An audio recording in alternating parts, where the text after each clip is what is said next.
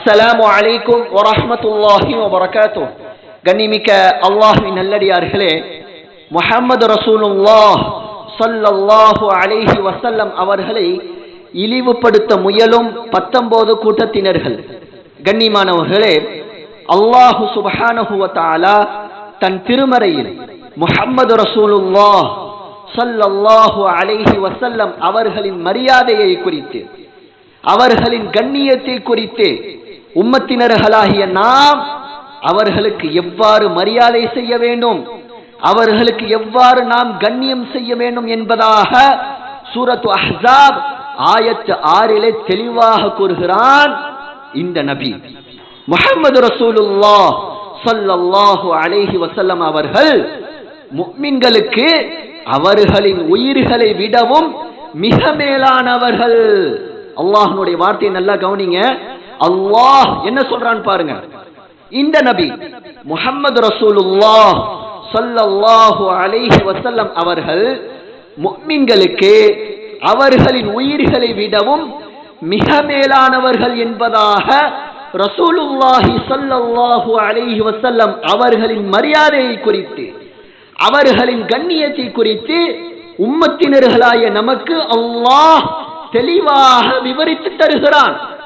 கண்ணியமானவர்களே, ஆனால் ஒரு கூட்டத்தினர்கள் இஸ்லாமிய பேர்களை சூட்டிக்கொண்டு, இஸ்லாமிய அடையாளங்களையும் பயன்படுத்திக் கொண்டு, ஆனால் இஸ்லாமிய அடிப்படை கொள்கையான இறுதி நபித்துவத்தை நிராகரித்து முஹம்மது ரசூலுல்லாஹ் ஸல்லல்லாஹு அலைஹி வஸல்லம் அவர்களுக்கு பிறகு ரஷாத் என்பவனை ரசூலாக, தூதராக ஏற்றுக்கொண்டு பின்பற்றக்கூடிய கூட்டத்தினர்களுக்கு தான் சப்மீட்டர்ஸ் டு காட் அலவ், கடவுளுக்கு மட்டுமே அடிபணிந்தோர், அதாவது 19 கூட்டத்தினர்கள் என்பதாக சொல்லப்படும்.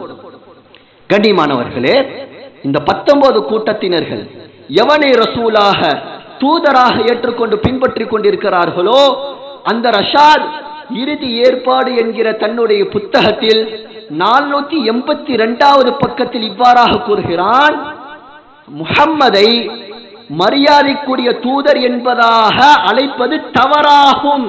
என்ன சொல்றான் பாருங்க, முஹம்மதை மரியாதைக்குரிய தூதர் என்பதாக அழைப்பது தவறாகும்.